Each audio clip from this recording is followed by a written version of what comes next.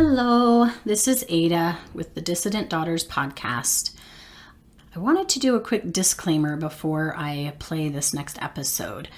As I went through and edited the episode, I realized that I did not have my microphone set up properly, and I've actually had some recording issues on the past 2 episodes. So my sound has just been really bad, and I apologize for that. I'm learning, I'm trying to figure this out. I'm not very tech savvy, but I am working on it and trying to find ways to make sure that this podcast has the highest quality that it can have. And I know that the last episode I did was not great, and this one coming up is really not great, and I apologize. It's just the sound quality is not what I would like it to be because I screwed up. So I've gone through and edited it as much as I can, but there's only so much I can do to make the sound better. But I promise you it is a fantastic episode. I've got a great interview with Rhoda again, and we are talking about the sexual abuse case that the Associated Press came out with this past week regarding the Church of Jesus Christ of Latter-day Saints. And so I will add another trigger warning now and just let you know that if this is a topic that is difficult for you to listen to, you definitely might want to skip this episode. But it's a really great interview with Rhoda, and she's got some really great insights about this topic. So I hope you enjoy it. And again, my apologies for the lack of quality recording. I'm going to try and get better. So thanks for being patient with me and enjoy this episode.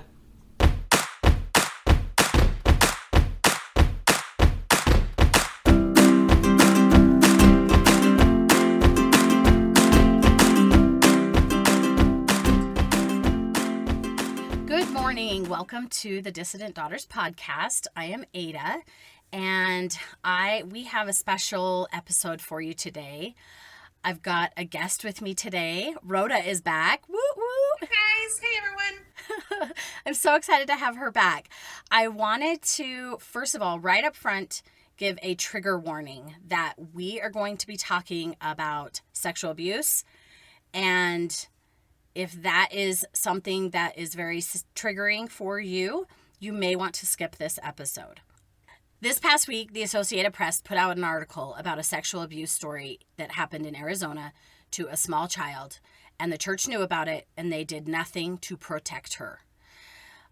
The reason why there's a lot of reasons why this gets me really fired up. But one of the thoughts I had this past week is that so many times we in the ex-Mormon community focus on the historicity of the church, the truth claims of the church, whether Joseph Smith really saw a vision, whether the Book of Mormon was really written by ancient prophets and he translated it by the power of God, right?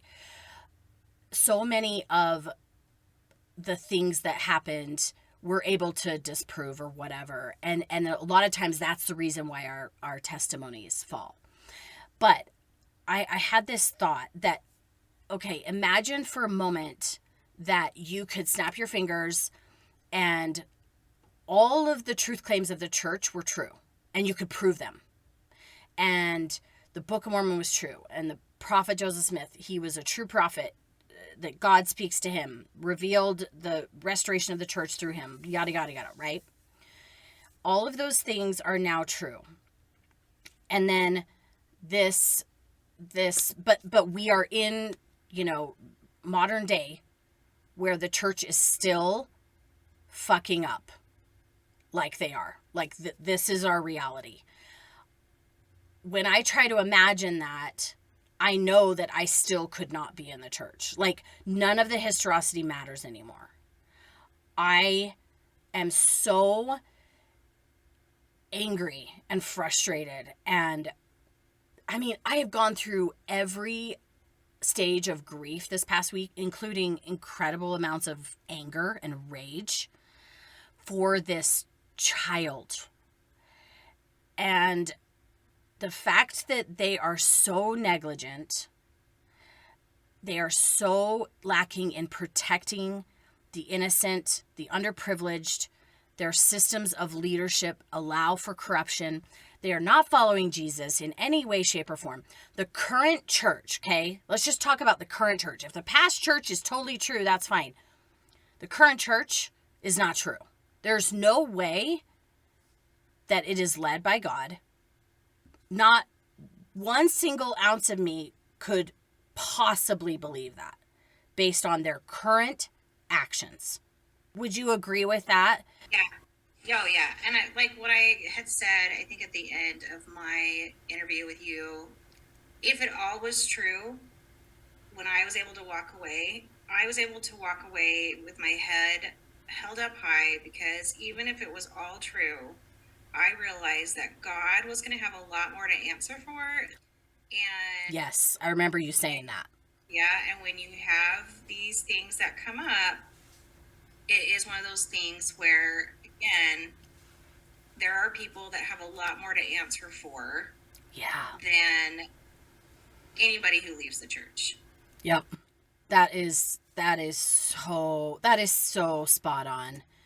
These people who allowed this to happen. So for anybody who did not read the AP article, I'm going to go through the article and kind of pull out maybe the most important parts, and we're going to just kind of dissect it and talk about what things are just like maybe the most egregious or whatever about this story. And that's why, again, I put a trigger warning, because this may be really hard to listen to if you have experience or if something like this triggers you. So the article starts out with the very first sentence. MJ was a tiny black-haired girl just 5 years old when her father admitted to his bishop that he was sexually abusing her. The bishop, who was also a family physician, followed church policy and called what church officials have dubbed the helpline, in air quotes, for guidance. Okay, first red flag here. The bishop was also a family physician. I think this, for me, what has gone through my head so many times is no more, do more. This is someone who took an oath to do no harm. Yeah. And he should honestly be more educated than even a typical person. That's right. On what to do and if he suspected abuse. To me, if he was in his physician's office and this was happening in the physician's office, he would have reported that. Yeah. But because it was in a church setting, he defaulted to what the church said and not necessarily what his professional training said.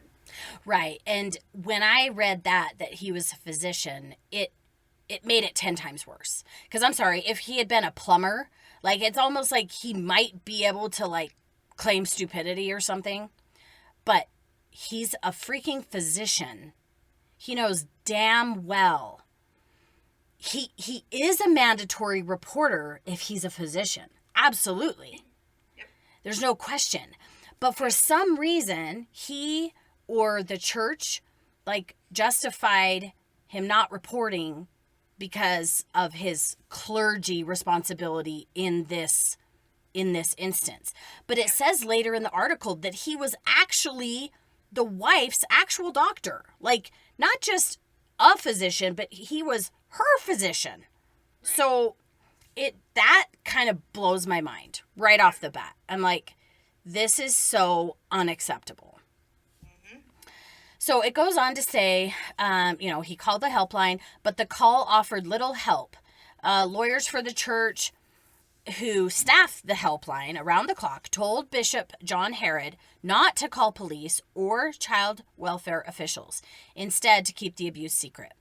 They said, "You absolutely can do nothing," Herod said in a recorded interview with law enforcement. Herod continued to counsel MJ's father for another year, and also brought in the wife in hopes that she would do something to protect the children, but she didn't. Herod later told a second bishop, who also kept the matter secret, after consulting with church officials who maintained that the bishops were excused from reporting the abuse to police under the state's so-called clergy penitent privilege. Adams, who is the dad, continued raping his daughter MJ for as many as 7 more years into her adolescence. Also abused her infant sister, who was born during that time, and he frequently recorded the abuse on video and posted the video on the internet. Adams was finally arrested by Homeland Security agents in 2017. I think it's Go ahead. also important to say that with no help from church. He was arrested with no help from church. Right. It was after law enforcement officials in New Zealand discovered one of the videos. Mm-hmm. It took people from New Zealand to get this man arrested. Yep. Zero help from the church. That just happened by chance outside of, what the church did. And it's incredible because when you think about the amount of time that passed, 7 years is a long time. And that just continued to happen.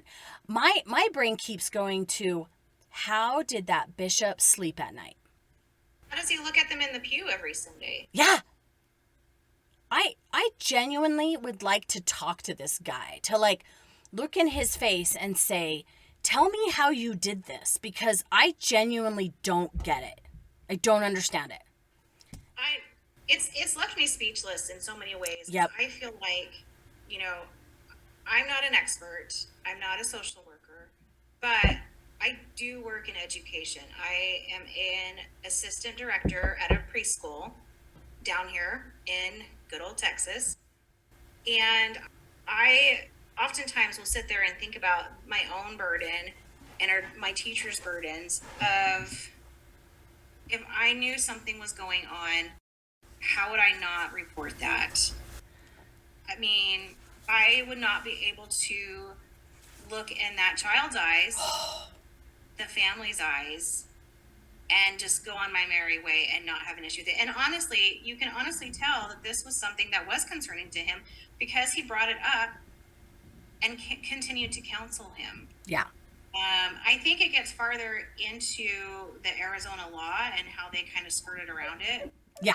So we can get a little bit more into that here in a minute. But yeah. I as someone who deals with children every single day, and I deal with their families every single day, I really, really cannot fathom being in this person's position and not finding a way to report this.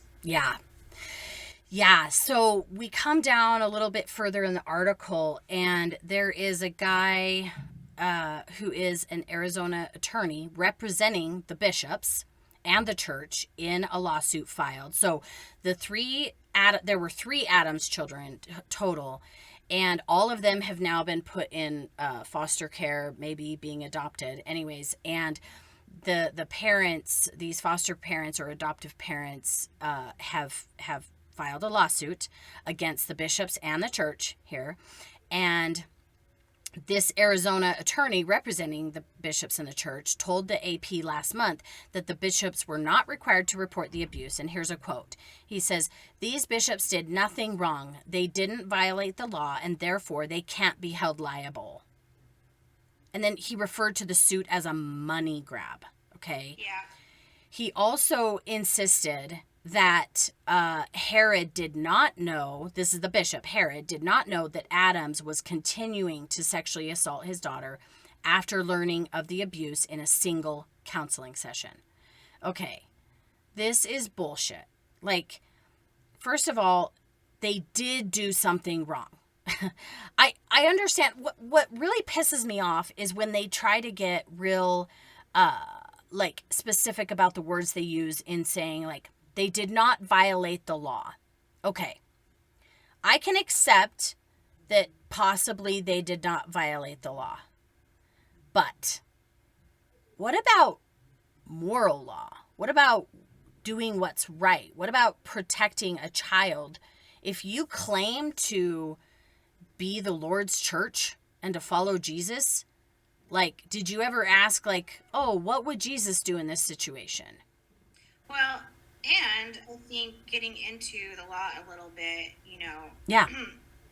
It says Arizona's child sex abuse reporting law and similar laws in more than 20 states that require clergy to report child sex abuse and neglect.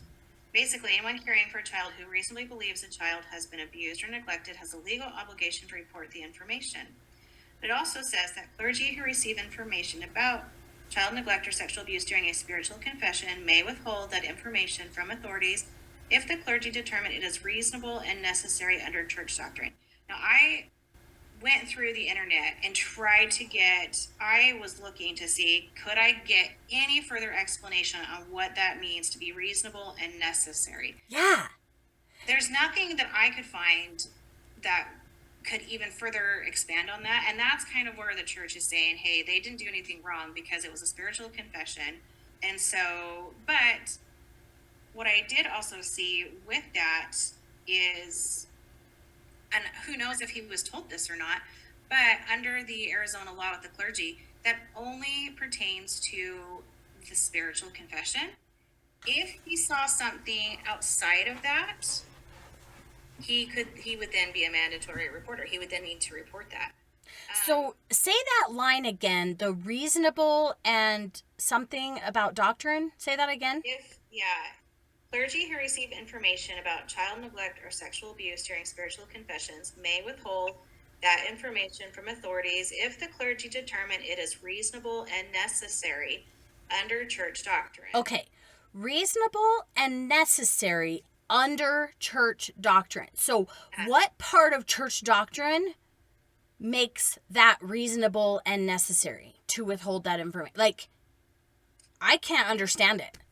The justification that I have seen is that if people are afraid that they're going to get reported, that their spirituality will be affected because they may not come in to repent for it. Yes. That is the justification that I have seen. Yes. And that's it. It said that in, I can't remember, was that in maybe that was in this article or in the church's response. But dude, why? I don't know.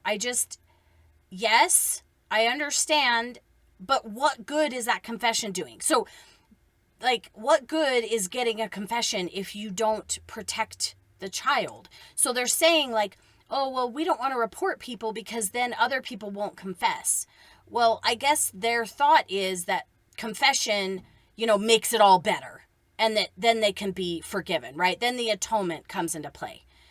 But yes, that's just such bullshit. I'm sorry. I'm not on board with that whatsoever. And I think too, even if in his mind he could justify, okay, this was a spiritual confession, and maybe he knows this part of the law, maybe he was, the other thing is too, I think as more information has come out, those calls, the records are not kept. So when a bishop calls, the records are not kept. So we can't actually go back and say, was he actually advised saying, okay, well, this is a spiritual confession.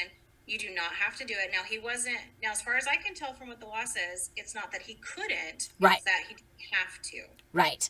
And the quote that he says in here is that the church told him he could not report it.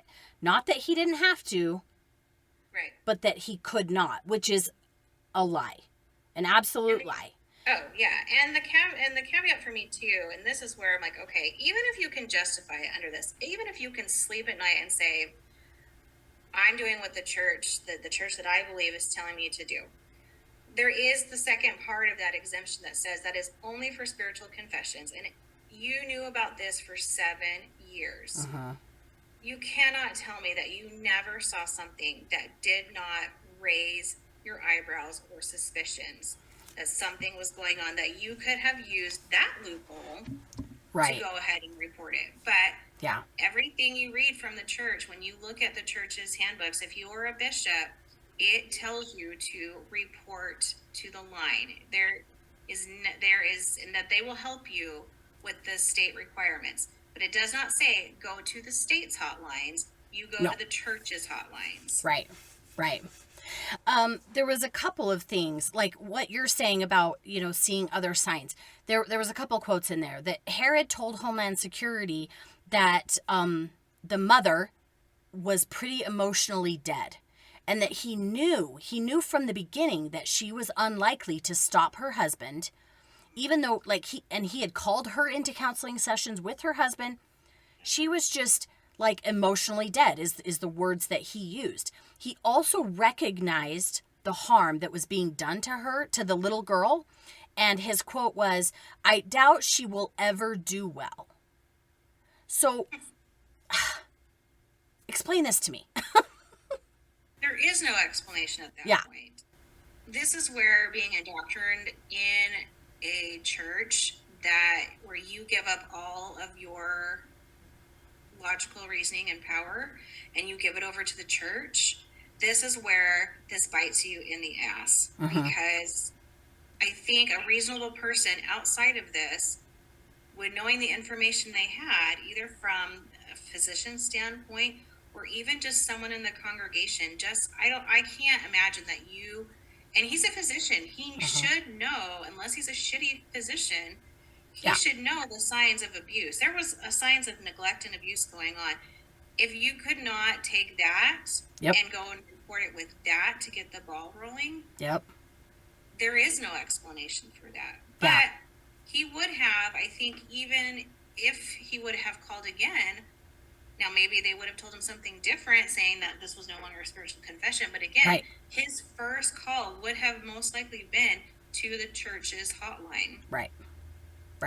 And they never tell them, well, there was a couple different things. Like they don't get enough information to be legally liable for anything. Like they only get first names. They never, well, first of all, they destroy the record every day, right? They destroy their call logs so that somebody can't come back on them and say, hey, you knew about this and you didn't do anything. The other thing that comes to my mind is that when he was released and the other bishop came in, he told the new bishop about the abuse, okay? And it sounded like that the new bishop also called the hotline, but I'm not 100% sure on that. But suffice it to say, the new bishop also kept this information a secret. So we could argue that this new bishop did not receive a spiritual confession at all. He heard about it from the other bishop. So, and the only thing that this second bishop did, he said that the church officials told him that he should have a disciplinary hearing with a confidential one. Yes, a confidential one. So this bishop excommunicated the guy. But how does that protect the child? It doesn't. Nope. Nothing. And they had a second daughter during this time frame. Yes. So he started sexually assaulting when she was 6 weeks old. Oh my God. How does that not make you just sick to your stomach to look at a tiny, tiny little baby who has no idea what's going on, but all she can realize is probably pain and fear. Yep. And she has no voice. I think that's part of what gets me in this whole article is these children had no voice. Yep. Most children will not report abuse on their own. Right. They are afraid. They have been manipulated. They're also oftentimes don't even know what a healthy home looks like. Right. They are going to very rarely be the ones that report it. It is the adults that have to be the voice for these children. And 2 bishops, in my mind, failed these little kids. Yeah. And with that first bishop who is a family physician, is he going to have any disciplinary action as a physician now that this has come out that he did not do anything? I don't know. I mean, this is where the laws get super murky. I think, I'm not an attorney, so you can only read what you can read. But to me, I think they're going to, even if something was, they would fall back on that. Well, he was a bishop and they were doing a spiritual confession. Yeah. And sadly, Arizona had a bill introduced back in January of 2021 to try to close this loophole. And to me, if the church really wanted to, because actions speak louder than words, you can sit here and say all you want about you do not, you do abuse is a terrible thing. Right. But And we're going to get into their response to the AP article, which is, Anyways, keep going. But somehow you have all this money, time, and resources to try and go after the LGBTQ plus community and try to take away their rights. Where is the church in the situation? Why would that be so hard to back and say, we do not want this loophole because we want our bishops to be able to report these things? To me, what it tells me is they are more concerned about the abuser being able to repent than actually protecting the victims. Absolutely. And exactly what you said, actions speak louder than words. Because if you go to, the church handbook, it will basically say that abuse is not tolerated in any form in the church, right? And they will tout that shit all day long. But the fact is that they tolerated that abuse for years. And this is only one story of thousands and thousands and thousands, right? So yes, you're absolutely right.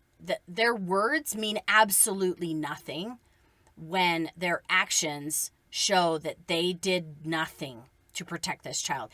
I think one of the tricky things that, the lawyers are dealing with now in this case is who really is responsible for the bishop not disclosing it. Is it the bishop or is it the people who gave him that advice? At the end of the day, when the church lawyers say to him, oh, you can't report or you'll be in trouble for doing that, then does that take away the bishop's responsibility for not reporting?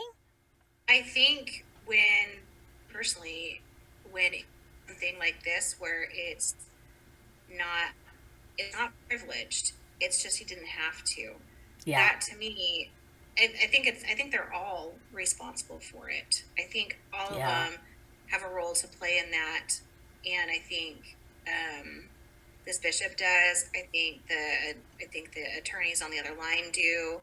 For me, with my experience as someone who's had to have training on reporting abuse, and every state is different. Everybody has different requirements. Everything is different. But when I look at this and say the route he should have taken, and he probably would have taken had this happened outside of the bishop's office, right? He would have called the Arizona child abuse hotline. Yeah. He still could have done that. He still could have called, and he still could have said, I am a bishop. I had a spiritual confession. Can you give me clarification on this law? Can I still report this? Because that's what the experts in those states are there for. That's what those social workers are there for. My training basically will tell me, even if you are unsure, to call and to talk with them, because they can walk it through. They can walk through the situation. They can walk through the requirements. They are the experts of their state. And they are an actual helpline that is actually there to help clarify the laws and give non-biased advice about what to do, instead of it being a helpline that only helps the church to keep its secrets and to cover up abuse and to keep them from looking bad or, having the abuse reported as, a church incident. The helpline is really only there to help protect the church. And I honestly wonder, how is this protecting the church? Like how, because it's 10 times worse now. It's 10 times worse now. Yes. It's 10 times worse now. This, like, we're not going to say anything, so we don't have to. Now, what would the flip side of it be? What would the harm to be and say, because somehow if a church member abuses a child, somehow that makes the church look bad. No, that doesn't make the church look bad. Yeah. Because if you look at it, the statistics are, because I was kind of looking through just different kind of like what the, I'll see if I can find, I have too many things open. No, that's okay. What RAIN says, basically, which, it's about, and it varies just a little bit. It's about 1 in 5 or 1 in 6 will experience abuse in their lifetime. Okay. So if you're looking at a congregation of 300 people, you can count, 5 people or whatever. And statistically, you're going to have every 5 people there's going to be abuse there. Mm-hmm. So that doesn't make the church look bad. Right. What makes the church look bad is when you have the opportunity or you have the ability or the possibility of reporting. And what's the harm of calling the actual State Department and saying, this is the situation? Because now, if the state says, if the state were to say, no, that was confidential, then he goes on his way and he can't report it. And then you can say, we actually did X, Y, and Z. Yeah. This is what Arizona, the state actually told us. Yeah. They didn't do that. So now you look worse than if you would have just actually legwork it up front. Yeah, they're shooting themselves in the foot, and I don't fully understand either why it's so important for them to protect their name. Like, if they were out there actually advocating for protecting children and for making sure that they were that innocent children were safe and were not, being abused, they would look like the heroes here. They would look like they were doing everything right. So it doesn't fully compute in me, like, their thought process, other than the only thing that I can think of is they must have a lot of fucking things to hide. Because I just don't, because, like, maybe they just think, like, if we were completely, open book and not hiding anything, that maybe they would go, down in a blazing fire. I don't know. Well, and also, and I'm sure this is the same with Arizona. Here in Texas, if I was to call and make a report, even if the case isn't open, they still keep that on file. So that if there is something else later, yes, you have that information. So part of the issue I see too is, who knows what was said in these phone calls, but when the second bishop called, they have, I'm assuming, no record of the first phone call that the first bishop made. Right. And so, again, I think if you are trying to do best practices, mm-hmm. you put things in place that will actually help. If you want to protect the church, which a lot of people feel that's what it is, then actually put good practices in, so that if something falls through the crack and something does happen like this, you can actually say, hey, this is what we did. These were the steps we followed. Right. We tried to do everything compliant. Right. And then you go from there. But if you're only doing, the bare minimum, right, then yeah, you have a lot of things to be worried about. Yeah, when their only defense is that we didn't break any laws, like, that's a problem. Yeah. One of the things that the AP article talked about was their protocol. What was it called? Like, I can't remember the protocol for abuse helpline calls, right? And they have this very specific protocol of, like, questions to ask, and that they are not to provide any identifying information, yada yada. And it does instruct them it instructs the people taking the calls to encourage the perpetrator, the victim, or others who know of the abuse to report it. But it also says in capital letters that the people taking the calls should never advise a priesthood leader to report abuse. That counsel of this nature should come only from legal counsel. So when that is, in bold capital letters at the top, never advise a priesthood leader to report abuse, I just do not understand that. They're saying this should only come from legal counsel. And that's the direct opposite of what he has probably been trained to do as a physician. Yes, exactly. And it's directly opposite of what I've been trained to do as someone who's in education. Is I do not go to my boss and tell her about it, because actually, if I did, it would now make her someone who was required to report it as well, at least in my state. Yeah. What I am told is if I have any suspicion of abuse, that I need to either report it on the website or call in. Not to go seek legal counsel, not to go talk to my own clergy. And my preschool, like a lot of the preschools down here in the South, most of them are associated with a church. With a church, right? Not the church. A church. Yeah. various churches, Baptist churches, whatever churches, Catholic churches, they're associated with a lot with a church normally.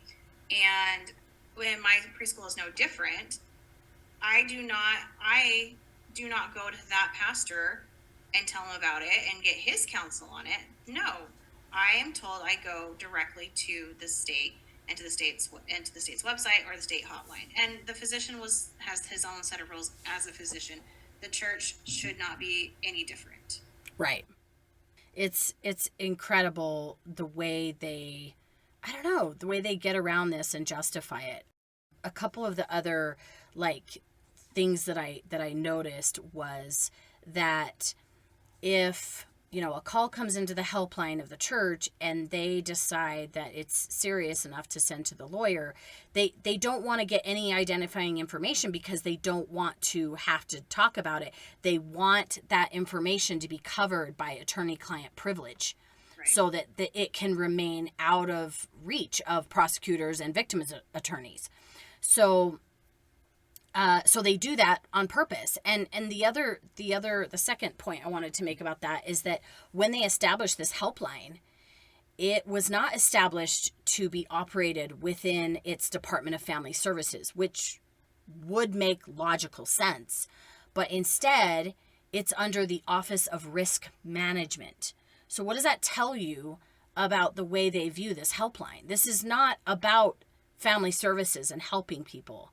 It's about risk management, including risk management is talking about liability and, problems with, protecting, what is it? Whose role is to protect the church and members from injury, liability, an array of circumstances, including fires, blah, blah, blah, all those kinds of things. But the helpline about child sex abuse is also listed under this Office of Risk Management. It doesn't make sense. 0 sense. And they ultimately report to the First Presidency. So that's the other thing is the First Presidency and highest leaders of the church, they cannot claim that they don't know what's happening here. This all comes right directly to them. And the head of the church, at the end of the day, are actually not trained clergy members. They may have decades of experience, right? But I think, you and I have talked about some various talks that we've looked through with all of this. When you have someone that had 0 professional experience, 0 professional schooling, talking about sexual abuse and talking to the victims of, how they should go on with their lives or whatever way, this is not coming from people who are actually trained in these things. But they get away with it because they're led by God. So they're actually talking from God. And this is what God says. Yep. It is just, it just doesn't, it's so frustrating and maddening. And, this is the reason that from a young age, I genuinely was I want to work.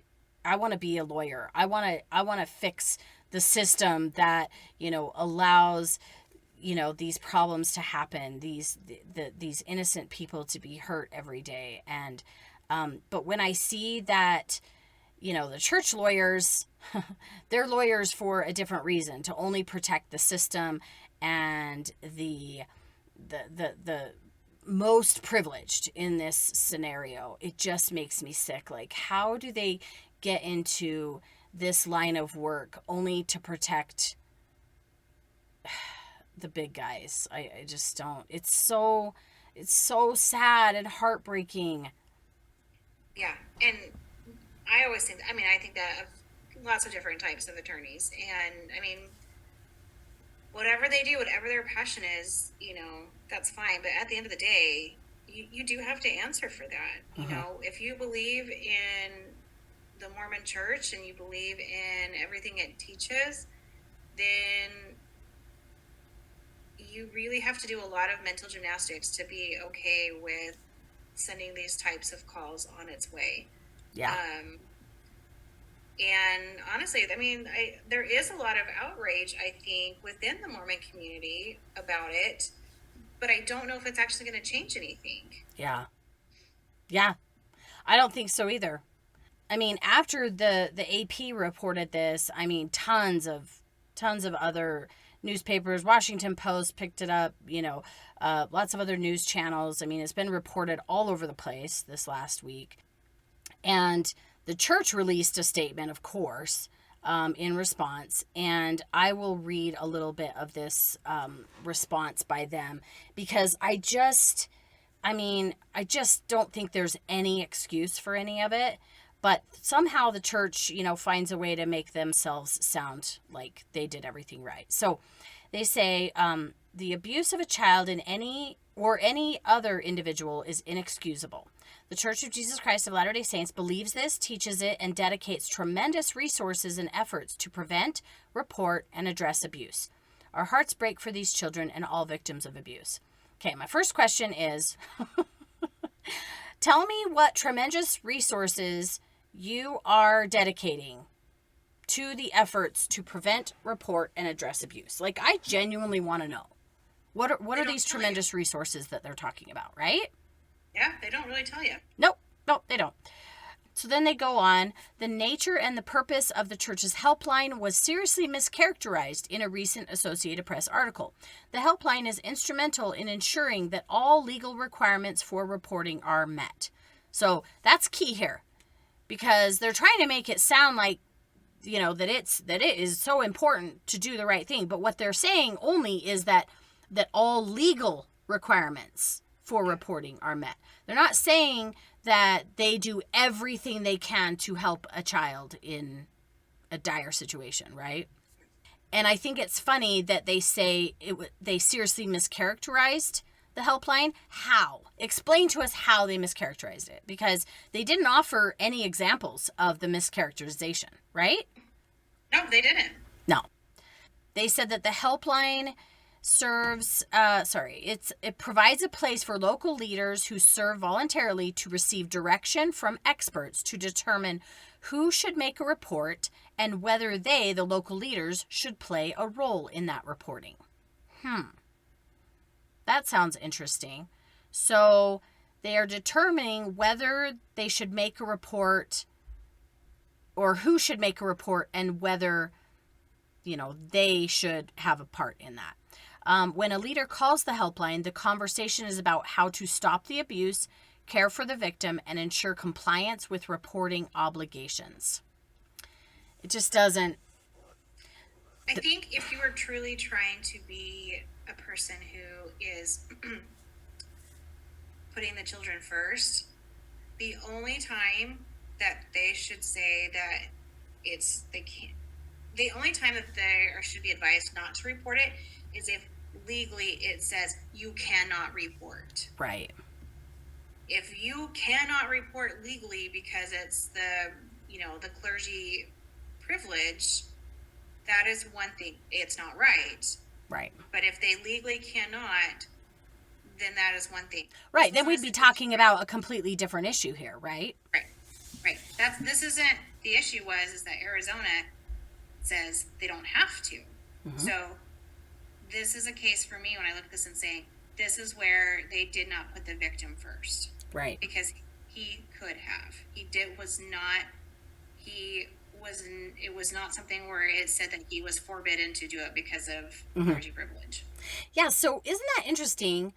I just thought of the line where they talked about, well, if we report these situations, then people would not be willing to come in and confess, and then therefore their souls could not be saved. So what does that tell you about who they care about the most? They care about the perpetrator. They care about wanting to save the perpetrator because then they can go confess and repent. They don't care about the child. They don't care about the victim. What? Yeah. So if we're really putting victims first, then you put victims first. Yeah. Then we don't care about, not that they shouldn't care about the perpetrator, but sorry, there is really no solving that problem. Like, a perpetrator is going to continue to perpetrate this problem. They're going to continue to abuse. An abuser just continues to abuse. Him confessing to a bishop does zero. Like, Because actually, what he has figured out is if I confess to my bishop, I get to repent of my sins, uh-huh, quote unquote, but I don't get in trouble for I it don't get in trouble for it. I can continue to do this, which is exactly what he did. for 7 years. Yep.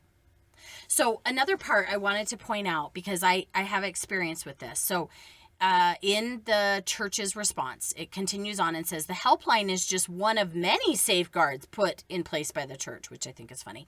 Any member serving in a role with children or youth is required to complete a training every few years about how to watch for, report, and address abuse. Okay, I want to address this because I worked with youth for many, many, many, many years, okay?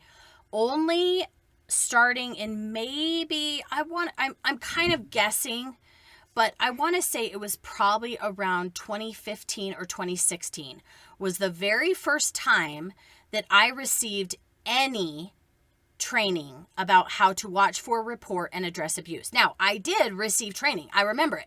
There was basically a Sunday school course that happened in my ward. And I don't know how other wards or stakes were doing it, but for the very first time, I went through a course that was held during Sunday school hour, and they talked about how to watch for, report, and address abuse. Now, when they say report, they're talking about reporting to the helpline.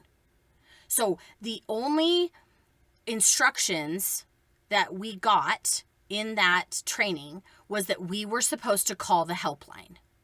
There was never talk of calling the police. Never. They said, call the helpline. And they would give us instructions. So there were things put in place like, you could not teach a class being the one and only adult in the class. Like there always had to be two adults there. And if like I had a teaching partner, this is when I was teaching Sunday school, but I had a teaching partner, and if she didn't show up one Sunday, then I had to try and get a parent of one of the children in my class, or I had to just, ask one of the Sunday school presidency to come in and sit in the class with me. So that was one strategy they had, is to always have two adults, which I 100% agree with. I thought the church was doing a great thing by doing this, right? I thought at the time that this training they were doing was amazing because they were talking about it. I mean, just the fact that they were talking about it, made me really happy. Like, oh, they care. They absolutely care about this issue. So they did do that. But the problem is that they really do, beat it into your head that you are supposed to call the helpline, and then the helpline will tell you what to do from there. So there's still an in-between. And I never had to do it, so I never called the helpline. So I don't have experience with that, but I know from, being a Sunday school teacher that that's what they taught us. Now, for 15 years before that, almost my entire time in the church as an adult, I was serving with the youth. I was either in the primary presidency or the young women's presidency or teaching Sunday school. So, and it was only in the last couple of years that I was in the church that I ever received any sort of training. Did you have any sort of experience with that at all? I did it, and I think, and I don't know if it's changed, but I think right now that helpline is only for bishops and stake presidents. Oh, interesting. I think if you, as a congregation member, actually call, they will tell you that it's only for bishops and stake presidents. So, and that could totally be accurate, and it's totally possible that they told us to tell the bishop and then he would call the helpline. I don't have a perfect memory about it. Like I said, I have a terrible memory, and that was, 5 or 6 or 7 years ago. And so that's totally possible that maybe they said, we were supposed to tell the bishop and then the bishop would call. But I do remember conversation about the helpline for sure. Yeah. Well, interesting. And I think too, if when you pass this off to the bishop, let's say you're suspecting something and you're passing something off to the bishop, this is where the problems kind of arise, because now you think that something's being done. Mm-hmm. Exactly. And that's not a guarantee. Right. It's absolutely not a guarantee. The bishop is then, it does say bishops or stake presidents are supposed to call that hotline for any anytime they think there is abuse going on. Yeah. But it will tell you in all of the training for those bishops and stake presidents, you call that hotline. You call that hotline. Yep. Nowhere does it say that first maybe you should call. To me, what you should be doing is calling the state's hotline and then calling the church hotline if you so feel like you need to. But when you keep everything internal and you don't allow any external parties to help in these situations, this is where the problems happen. Yeah. Yeah, absolutely. There's too many people in this line. You know, it's like there's the victim, and then, you know, somebody in the ward notices it, and then they tell the bishop, and then the bishop's supposed to call the hotline, and then the hotline decides from there. Like, this whole line of people, whereas, like, if you were just, you know, if you found out about something and you just called the state immediately, you know, there's not all those other extra steps in between there. So it's clearly a system that's not working. Right? Let's say the kid it's the more people it passes through, right, more distorted the story can become, where you may yes. have not gotten all of the correct information. Right. And the more chances of the ball being dropped completely, right? The other part, so the last part of the church's response says, the story presented in the AP article is oversimplified and incomplete and is a serious misrepresentation of the church and its efforts. We will continue to teach and follow Jesus Christ's admonition to care for one another, especially in our efforts related to abuse. So I want to understand what was oversimplified and what was a misrepresentation. They didn't specify. Well, no, I think this article and I think the church's response is hoping that members will actually go and read the original article, because they put this out, and I think what it's hoping, it's already tainting the waters, right? Totally. So it's already tainting the waters for their true believing Mormons. Yeah. That the article's wrong, you know, it's oversimplified, but we're not going to give any examples. Yeah, they don't have to give any examples, because all they have to do is plant a seed of doubt. Yes. That what the AP said was true, right? Yep. All they have to do is use certain words like misrepresentation, mischaracterization, oversimplification, you know, these words, and then the TBMs go, oh, okay. And they won't even read the AP article, right? Well, and this stems down to, members have been taught since birth that it's an us versus them mentality. That really, you're taught to not trust sources outside of the church. Now, they're talking about that when it comes to, you know, church history, church problems, and stuff like that. But how, if you've grown up your entire life being like, you do not trust things outside of the church, and so when the church comes out and says these things, that, you know, it's oversimplified, it's not correct, it's not accurate, who are a lot of these members going to believe? The church? Yeah. Or an article that is from outside the church? Totally. They are 100% going to believe the church, because they have been trained to do so. And I mean, I always try to think when issues come up, I try to think, how would I have responded as a TBM? Would I, you know, and try to honestly look at that. And I genuinely think that I would have seen, you know, a headline, and I would have been incredibly sad for, you know, the child who was abused. And I would have seen that in the first, you know, couple paragraphs. I might have started reading the article, but I would have immediately brushed it off as that was just one really bad person in the church, right? And I would not have allowed myself to believe that the church could have been at fault in this issue. Like, there's just, I don't know why, but our brains just, we've been so indoctrinated to believe that it's always somebody else's fault that it's like impossible for us to put the responsibility on the church as a TBM. And you're conditioned to believe that, I'm trying to think how to say this. You're conditioned basically to believe that everybody in the church is good, right? Yeah. So let me throw a scenario out to you when you are a TBM. Okay. Because this is where I think there's problems. When you are a TBM, and I know your kids were older before you guys left than mine was, if a new member moves into the ward and a new person, not a member, moves into your neighborhood, who would you trust first? Who would you trust quicker? The person in the ward or the random neighbor down the street that Yeah. was new. The person in the ward, 100%. Like all things being the same, right? So we're taught in the church, you look at people who have temple recommends or they hold these callings or whatever, and we're taught to really trust church members, leaders, Yeah. very, very quickly. And we give a lot more space for those people than we would Oh my gosh, yes. anybody outside of the church. Yeah, that's totally true. Yep.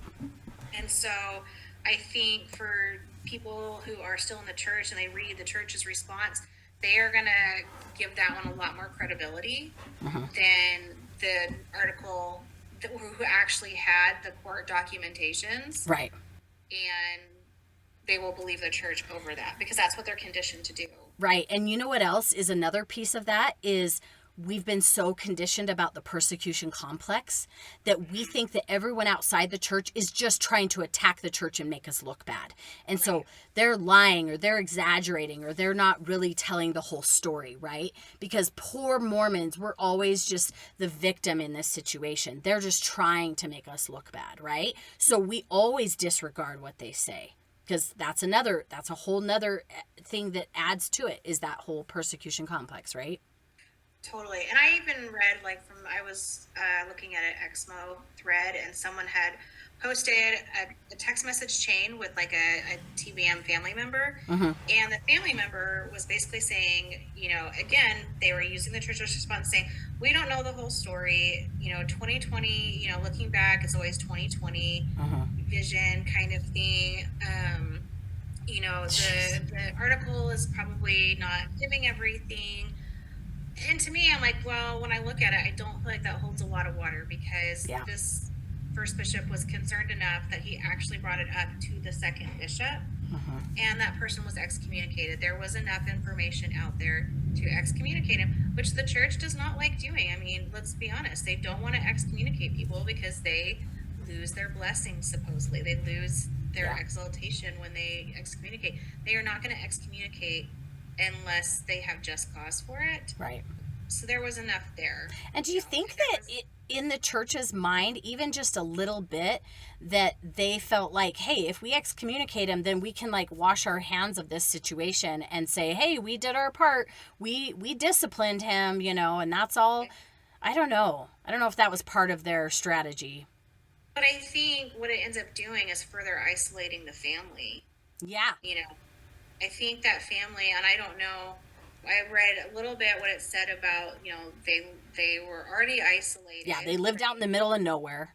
Right. And now you've excommunicated. Who knows if that mom still brought those girls to church or not after he's excommunicated. I have no idea. Yeah, I don't know. But that does further isolate those girls of someone being able to notice. Yeah. And be able to maybe someone else calling for help. Right. Totally.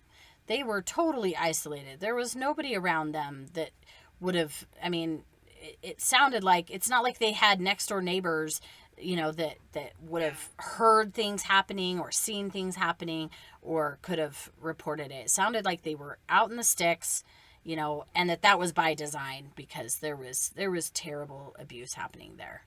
Well, isolation is a red flag. Totally.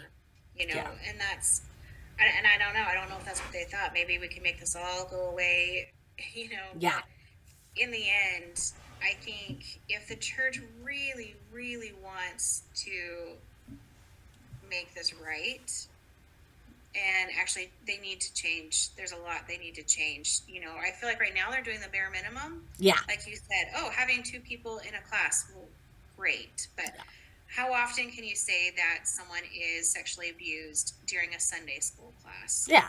Well, that's not really the issue, Right. The church, I think, breeds a lot of ways for people to groom. Mm-hmm. And a lot of it's because we're very compliant. We're very compliant to leaders. We look to leaders. Totally. Very trusting. We're trusting of the others in the congregation. I think we give a lot more grace for people that are Mormon versus non-Mormon. I do think that if this was a different church and this was blowing up, like how it blew up with the Catholics, you would not see church members defending it. Totally. That is so true. The irony is just ridiculous because this guy who wrote the AP article, he's the same guy who opened the, floodgates on the Catholic Church and their whole sex scandal. And when that happened, was the church defending them and saying, "Oh, I'm sure the news article is just exaggerating and they're just persecuting the Catholic Church"? No.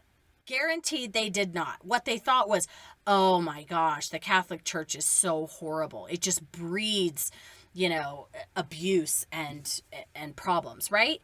I mean, Yeah. so it's just such a hypocritical, way of seeing And things. I think when you look through, some of these different talks that people have given throughout the years, that is very hard for victims to come forward in the first place. And then if you take some of these talks and also put that on top of it, it's almost nearly impossible for a lot of these people to come forward. There's so much shame. And honestly, I think sometimes the bishops, because they're not trained ecclesiastic leaders, I don't think they don't always necessarily know what they're hearing. Right. Could actually be a form of abuse versus, they may look at it as sexual sin where actually it could be abuse. Right. Totally. And this is where like the bishop roulette thing comes in, right?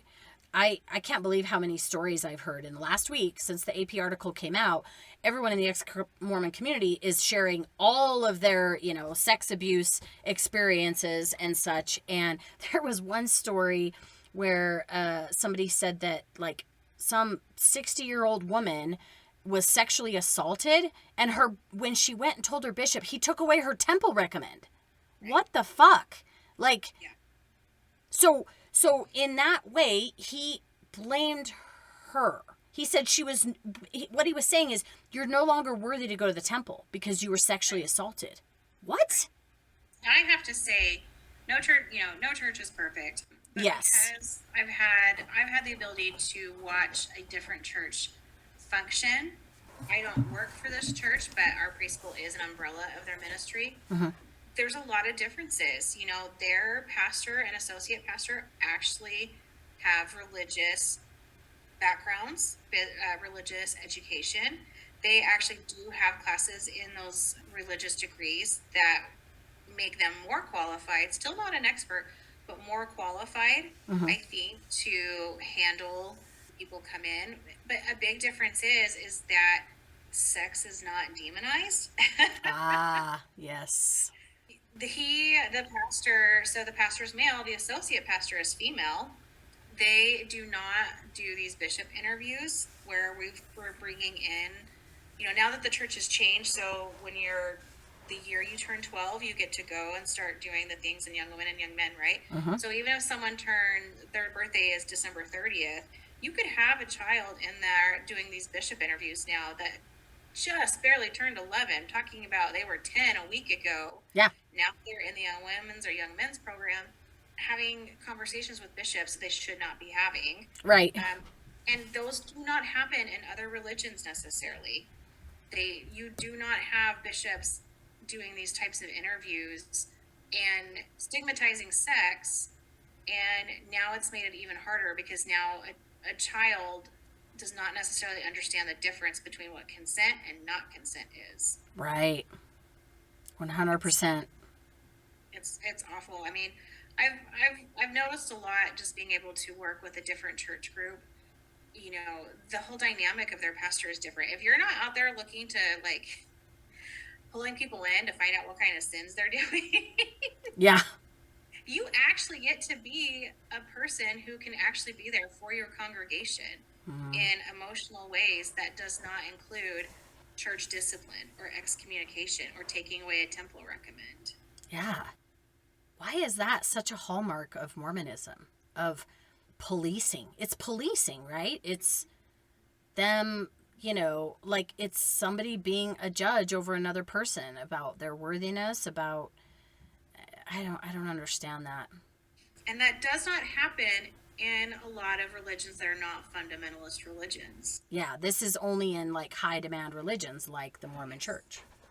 Yeah. So when you're have a child who's experiencing sexual abuse, but they're hearing things about sex is bad, sex is only for marriage, sex is like next to murder. Yep. And they're not necessarily getting the full picture of what that is. You have now made it even harder for that child to come forward. Yep. Oh, absolutely. And we were talking earlier before we started this episode about the Richard G. Scott talk, and where he taught, let's see, the healing the tragic scars of abuse. It was a talk given in 1992. And he essentially says that at some point, if you are a victim of abuse, you may need to recognize a degree of responsibility for the abuse, and that a priesthood leader will help you assess your responsibility and help you address and repent if needed. Okay, so I try to imagine you are a 7, 8, 9, 10-year-old child who is living in a sexually abusive home where your father is abusing you, and you are listening to this talk. And this person says you need to look at your responsibility in this abuse. So, I mean, how confusing would that be? That you would be like looking at yourself going, oh, what did I do to bring this upon myself? What? Oh, shoot, I'm responsible for this? I've been doing something wrong? Like, I need to confess and I need to repent? What the fuck? Like, how? And having like the purity culture and the modesty culture. Yes. Maybe I should have worn, like for a little 7-year-old. Oh, maybe I should have worn. I didn't wear shorts under my skirt. Yeah. It's all my underwear. Yep. There is so much that we have to understand that a kid's brain is not fully developed. You're not fully developed until you're in your 20s. Yeah. And so what a child perceives as reality or as normal in an abusive household, that is where we have to be their advocates. We have to be their voices. We have to be the ones that will step forward. I think I love the one thing I've always remembered is like, you know what assume means, right? Mm-hmm. If you assume something, you make an ass out of you and me. Because if you're assuming someone else is going to take care of it, you have to be the one that can step forward and do that. Yeah. And this bishop, who was a physician, who had all of I feel like who could have taken so many other routes, decided to give up probably what he knew was right. Yeah. In the name of the church. I agree.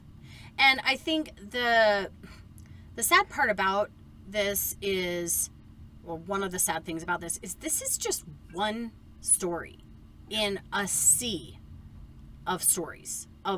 There are thousands upon thousands upon thousands of stories. This is not an isolated incident. That's the horrifying thing about this, is this might be, one of the worst I've ever heard, but also it's not even close to the only one I've heard. I mean, I just hear these stories constantly. And when I was I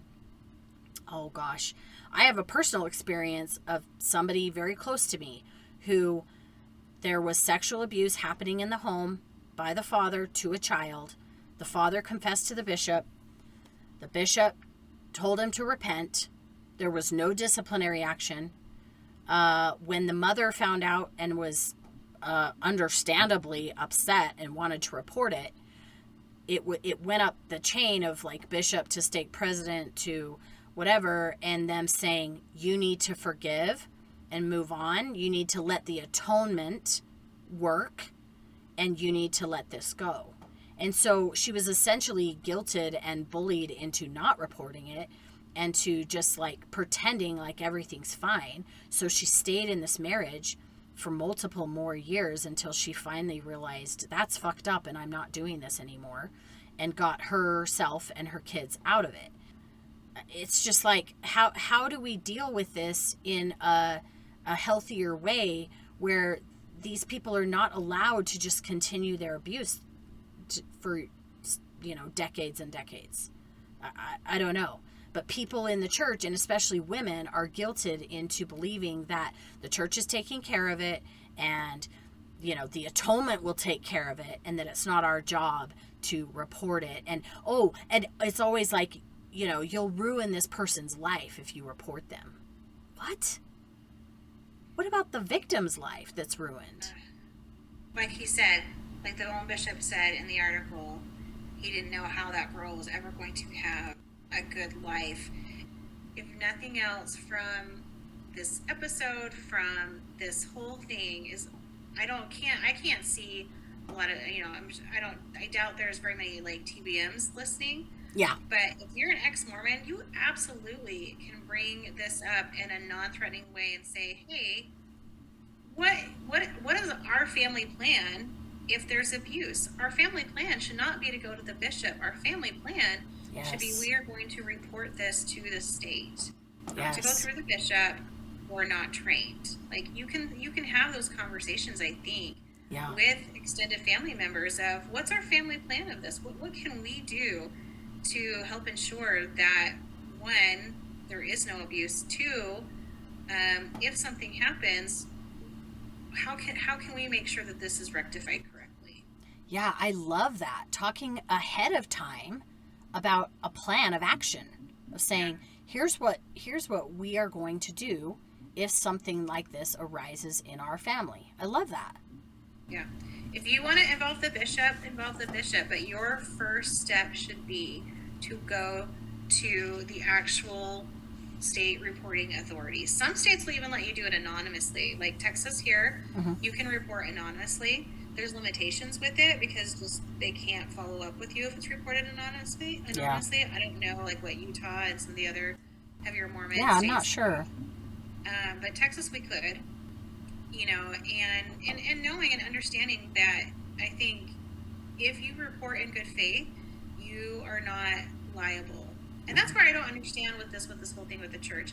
If you report something in good faith, you are not liable. Even if it is a clergy privilege, then they wouldn't pursue it. No, they wouldn't. And they just lied. They flat out lied, and they know they lied when they told the bishop that he could not report or he would be liable for lawsuits. That is bullshit, and they need to do better. They just have to do better.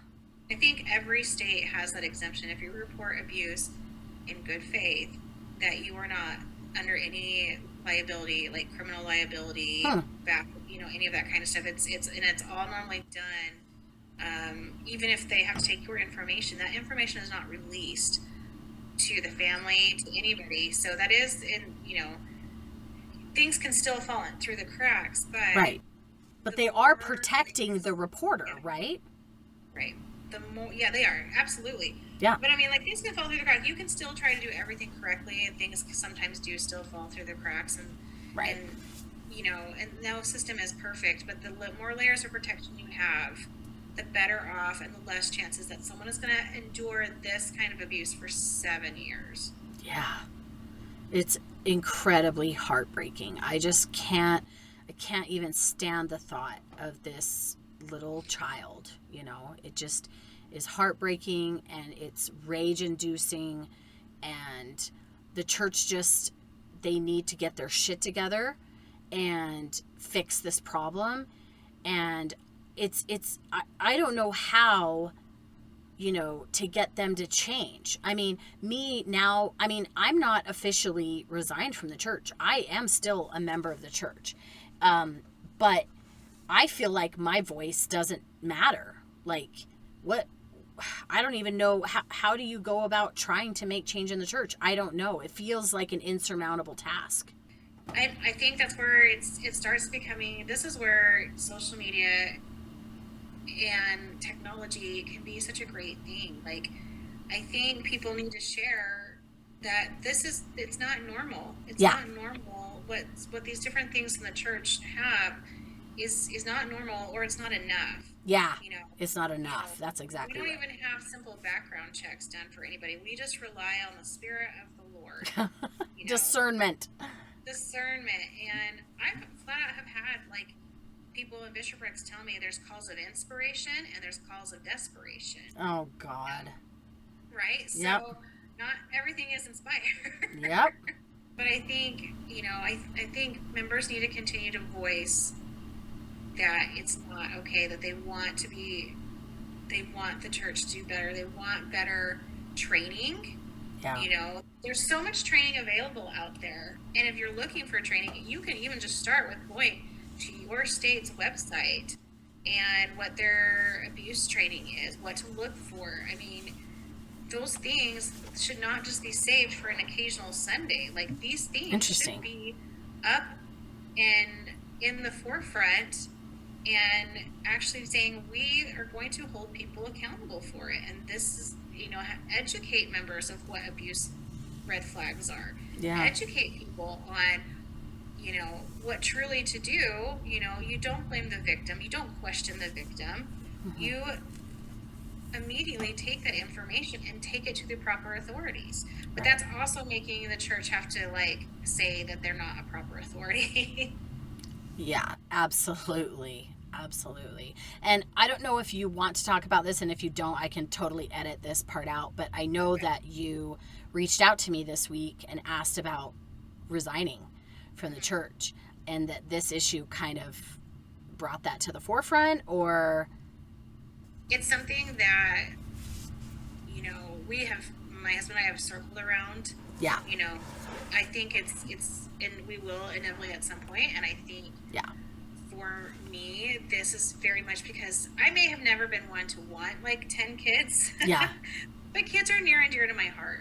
Absolutely. I work with kids every day. I work with these small little kids. I mean, she was 5 years old. I work with 4 and 5 and 3-year-olds, and mm-hmm. This is something for me as a person. It's beyond infuriating for me, and it's something that I think it's something that I have definitely been kind of circling around.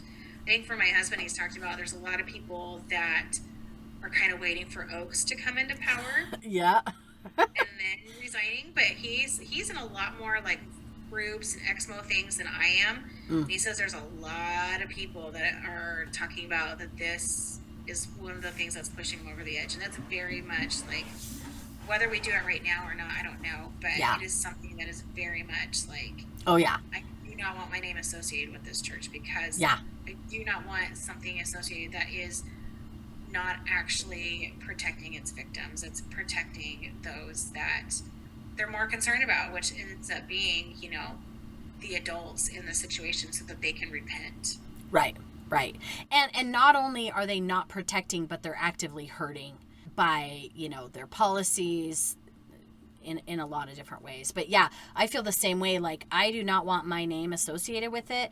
And maybe in some small way, sending in your resignation is a statement to say, I'm not going to do this anymore.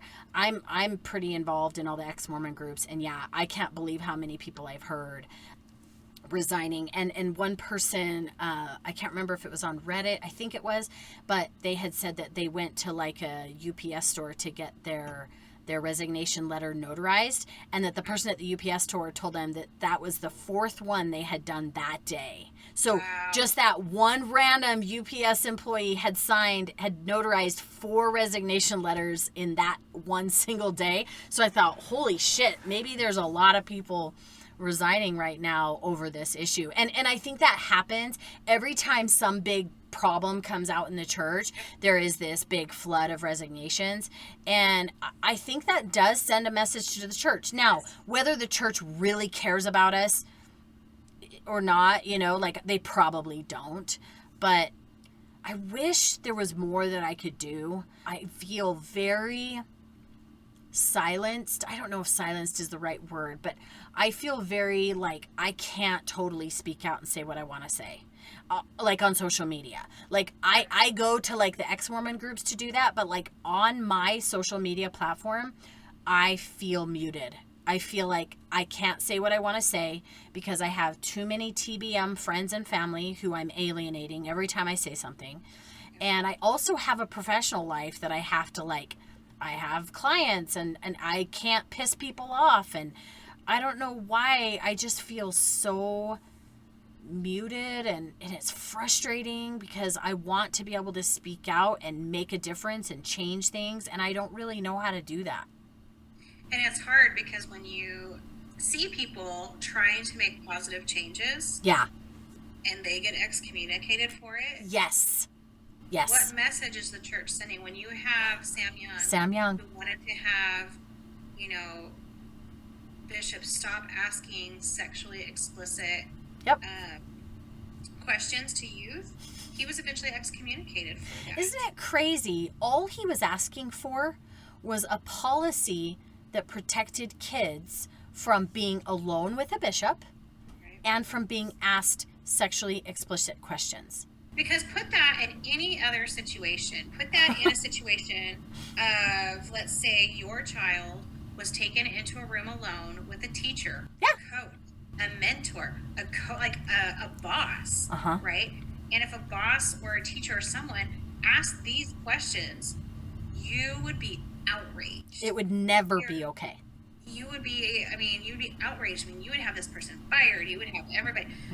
But because you're so desensitized to what is actually normal or not normal when it comes to religion, Yep. it doesn't seem abnormal to have a man alone with a child, Yeah. someone who is 12 or 13.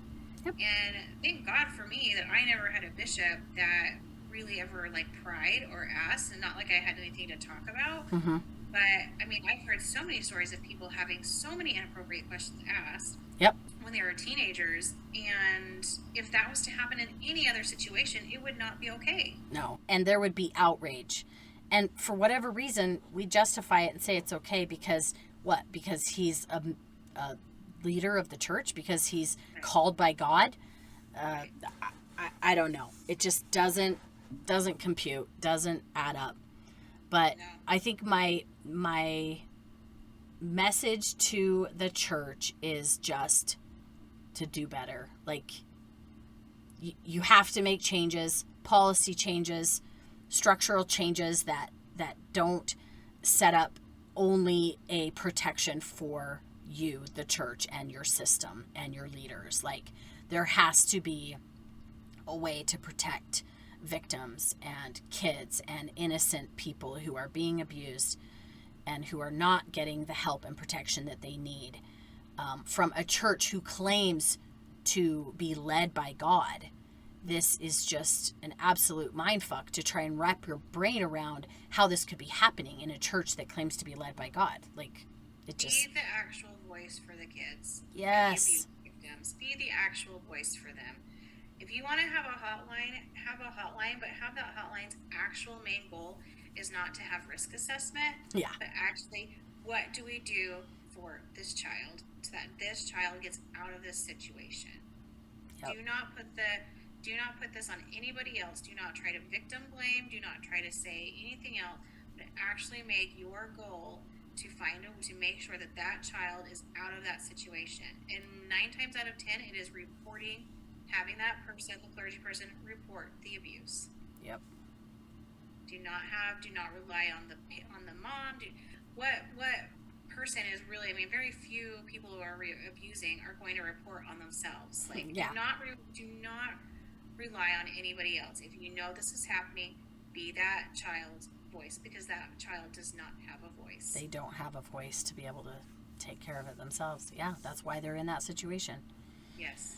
Oh, it's heartbreaking, and I hope that anyone who is listening who can, do something, that you'll do something, that this will maybe make people not sit back and just be complacent and accept that somebody else is going to fix the problem or, whatever. But even in Utah, I think right now I saw something circulating about, they've tried to close the clergy loophole in Utah. Yep. You can get involved with that. You can absolutely, if you want to make a change, get involved with that. Look at your state. If your state has an exception, it's not hard. You can send an email. You can make a phone call. There are petitions out there to get these types of exceptions taken out of the law, and that is something that would force the church to actually have to report these.